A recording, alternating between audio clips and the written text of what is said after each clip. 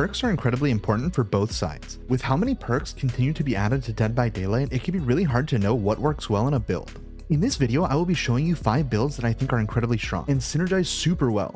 Note, I will not be showing 4 generator slowdowns because even though 4 slowdowns is incredibly strong, I don't think they are very fun or healthy for the game. Also, I think you can get the same result with any of the builds listed in this video. So let's get into it. The first build I'm going to be talking about is a build that is super strong for M1 killers. M1 just means only basic attacks for my console friends. This build consists of Enduring, Spirit Fury, Hubris, and Corrupt Intervention. The idea of this build is to be able to run through pallets, and if the survivor drops the pallet on you, or at all, instantly break it. A lot of survivors don't pre-drop pallets and will wait to drop the pallet on you. This will allow you to get Enduring value almost every single time. Once you break a pallet 2 times, you get Spirit Fury. This perk will make it so the next time a survivor drops a pallet on you, the pallet will automatically break. Because you have Enduring, the stun time for getting a pallet dropped on you decreases by 50%, allowing you to recover super quickly and land an easy hit. And because you have Hubris, that survivor who is stunned will get exposed, allowing you to instantly down them.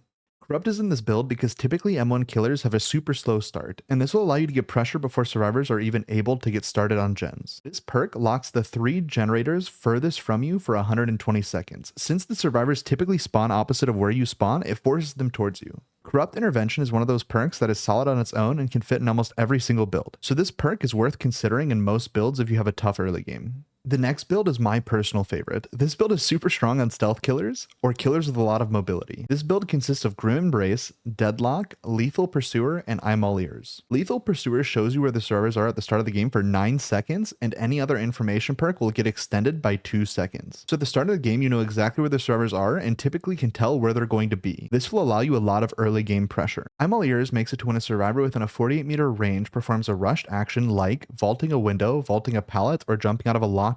Their aura is revealed to you for 6 seconds. But because we have lethal, it's 8 seconds. So you don't need to mind game, you see exactly where they are moving. If you are a stealth killer, this would be when you want to stealth. This forces the survivor to make uninformed choices while you have all the information needed. I personally love I'm All Ears and think it's a super underrated killer perk. Deadlock makes it so when survivors do complete a gen, it locks the generator with the most progress for 30 seconds. This allows you 30 seconds of time to try and push the game back in your favor, or just simply stops them from snowballing the game super quickly by doing different gens at the same time. This perk is just in the build to add slowdown. Last but not least is Grim Embrace. This perk makes it to when you down a survivor and hook them for the first time, all generators are blocked for 12 seconds. This will stop pressure as well as allowing you to check the gens and see which one had the most progress and most likely find the survivor who is working on that gen. Once you've hooked all 4 survivors at least one time, all gens are locked for 40 seconds, meaning during this time survivors can't do any gens and have to do something else, allowing you to get pressure.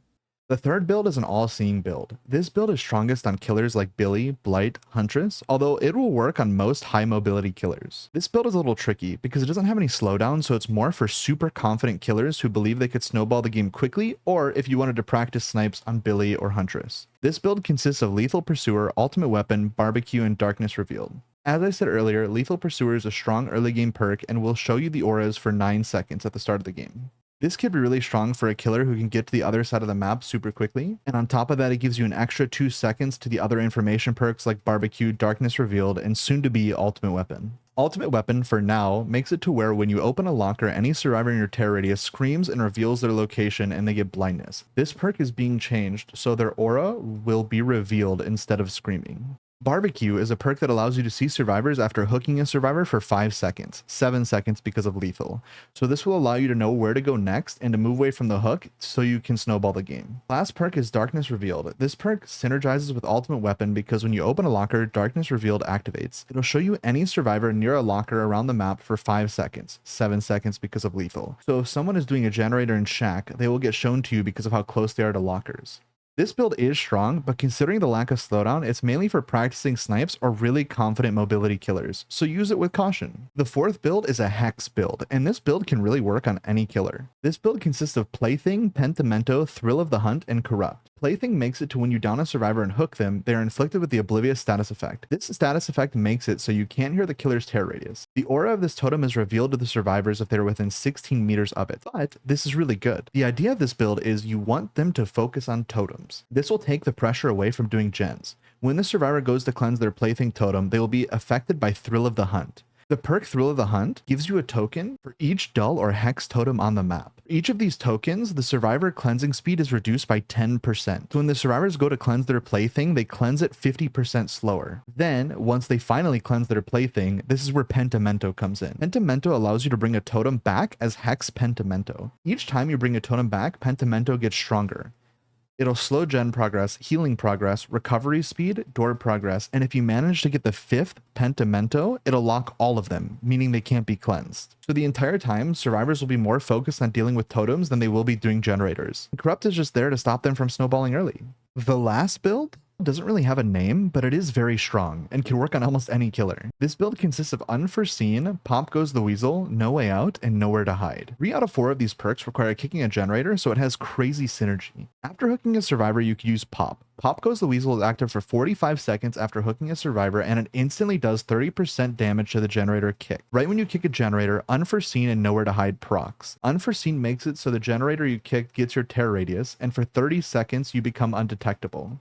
This will allow you to sneak up on survivors. Nowhere to Hide allows you to see the aura of all survivors within a 24-meter range of your position after kicking the generator. So not only will you be undetectable, but you also get to see all the survivors in the area who were working on that generator. Last but not least, No Way Out. This perk is like Corrupt, but for the end of the game instead of the beginning. It's solid in any build and doesn't require any synergy for it to be good. How this perk works is after hooking a survivor, you get a stack of No Way Out. You get all 4 stacks, you need to hook all 4 survivors throughout the trial at least 1 time. For each token, it blocks the exit gate at the end of the game for 12 seconds longer, for a maximum of 60 seconds. 12 seconds base and 48 seconds for all 4 hooks. If there are any survivors left in the game, this will allow you to get pressure and be able to get a kill in the end game. All 5 of these builds are strong in their own way and will see value in any game you play them. If you're still watching at this point, I just wanted to say thank you and make sure to like and subscribe, as I do plan to make more educational and fun Dead by Daylight content weekly. And comment down below on what your favorite killer build is.